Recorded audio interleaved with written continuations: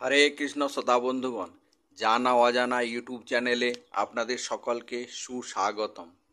বন্ধুগণ, আমরা সকলেই জ্যোতিষশাস্ত্রে কম বেশি ভরসা করে থাকি, আর সেই জন্যই তামা, রূপা, সোনা, অষ্টধাতু, এমনকি নানা রকমের স্টোন ব্যবহার করে থাকি। আমরা এই চ্যানেলের মাধ্যমে এর আগে রূপোর জ্যোতিষী উপকারিতা এবং গোল্ড জুয়েলারির জ্যোতিষী উপকারিতার ব্যাপারে আলোচনা করেছি, আর তার লিংক আমি ডেসক্রিপশন বক্সে দিয়ে দেব। আজকের এই ভিডিওতে আমরা আলোচনা করব অষ্টধাতুর আংটি বা ব্রেসলেট বা চুড়ি পরলে কি জ্যোতিষী লাভ পাওয়া যায়, অর্থাৎ জ্যোতিষ মতে কি উপকারিতা পাওয়া যায় অষ্টধাতুর মাদুলি হোক, আংটি হোক, ব্রেসলেট হোক, চুড়ি হোক, তা পরলে কি লাভ পাওয়া যাবে। তাহলে বন্ধুগণ, এটি জানার জন্য ভিডিওটা শেষ পর্যন্ত দেখুন। রসায়ন এবং পদার্থবিদ্যা থেকে আমরা জানি যে ধাতুগুলোর চারপাশে যে ইলেকট্রন রয়েছে তা নিজেদের কক্ষপথ থেকে ডি ব্রগলির সমীকরণের মতো তরঙ্গ শক্তি নির্গত করতে পারে। পদার্থবিদ্যাতে পদার্থের মধ্যে তেজস্ক্রিয় নিঃসরণের মতো এক ধরনের শক্তি নির্গত হয়, যা দেহে প্রবেশ করে রক্তের কণিকাগুলোকে শক্তি দেয়। শিরার মধ্যে খারাপ চর্বি জমে শিরা আটকাতে বাধা দেয়। এমনই অনেক গুণ আছে অষ্টধাতুর মধ্যে। আচ্ছা বন্ধুগণ, উপকারিতা জানার আগে আমরা জেনে নেব যে অষ্টধাতুর মধ্যে কোন কোন ধরনের 8টি ধাতু থাকে।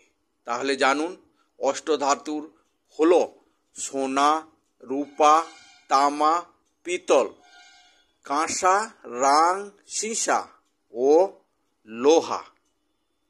এই 8টি ধাতুর সংমিশ্রণে তৈরি হয় অষ্টধাতু।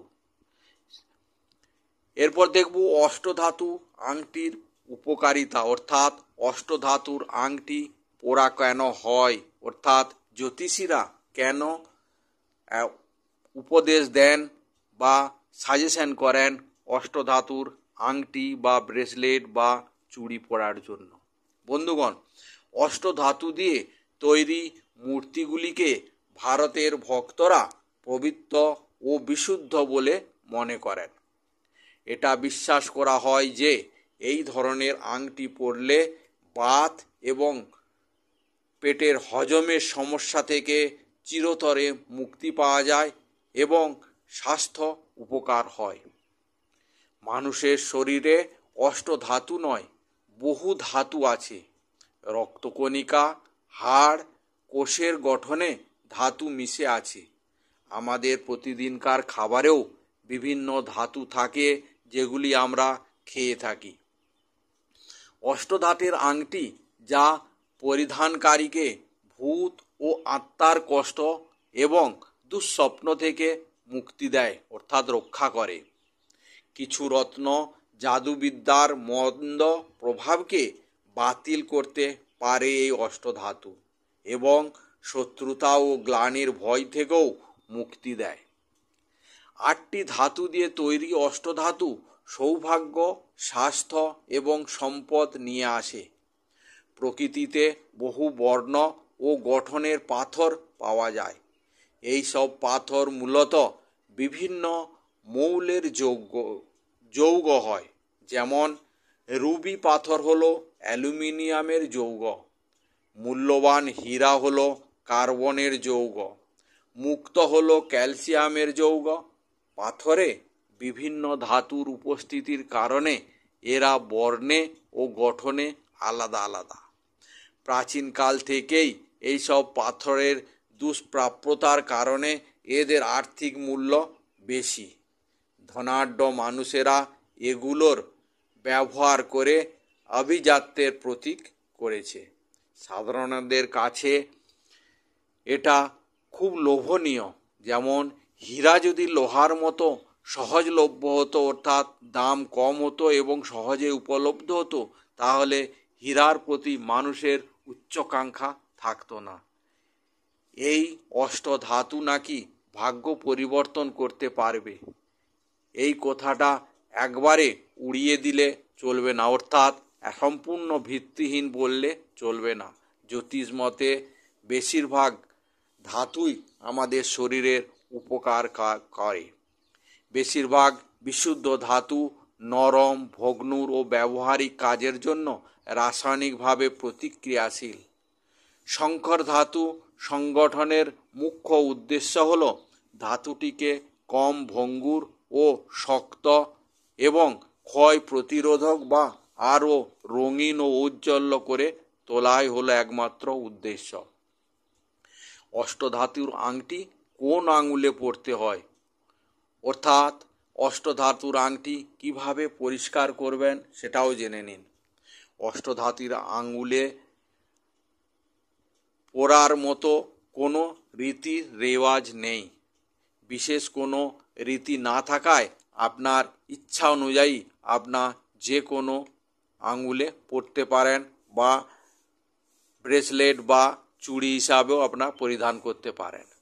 যাই হোক, অষ্টধাতু সময়ের সাথে সাথে নিস্তেজ ও কলঙ্কিত হতে থাকে, তাই এর চেহারা বজায় রাখার জন্য বা এর যে গুণ সেটা সম্পূর্ণ পাওয়ার জন্য এটা যত্ন নিতে হয়, পরিষ্কার করতে হয়, তাতে উজ্জ্বলতা ধরে রাখতে হয়। কেবল চুন এবং জলের মতো প্রাকৃতিক গৃহস্থলীর উপাদান দিয়ে পরিষ্কার করতে পারেন। এছাড়া ব্রাশও ব্যবহার করে এটাকে চকচকে বা উজ্জ্বল করতে পারেন। এরপর দেখব অষ্টধাতুর আংটি বা ব্রেসলেট। স্টোন পরার বিশেষ পদক্ষেপ নেওয়ার পূর্বে অবশ্যই আপনারা এই ভিডিওটি দেখে কোনো সিদ্ধান্ত নেবেন না। আপনাদের পারিবারিক যে বিশেষজ্ঞ, জ্যোতিষ বিশেষজ্ঞ, রত্ন বিশেষজ্ঞ, তাদের কাছে বিশেষভাবে পরামর্শ নেবেন এবং তাদের সহযোগিতা নিয়ে আপনি কোনো স্টোন বা কোনো ধাতু ব্যবহার করবেন। আমাদের এই ভিডিও দেখে কোনো রকম পদক্ষেপ নেবেন না। তাহলে বন্ধুগণ, আশা করি এই ভিডিওর মাধ্যমে আপনাদের কিছুটা জিনিস আমি বোঝাতে পেরেছি। ভালো লাগলে ভিডিওটি লাইক করবেন এবং বন্ধুবান্ধবদের শেয়ার করবেন। আজকের ভিডিও এখানেই শেষ করছি। আবার দেখা হবে একটি নতুন ভিডিও নিয়ে। জয় হিন্দ, জয় ভারত।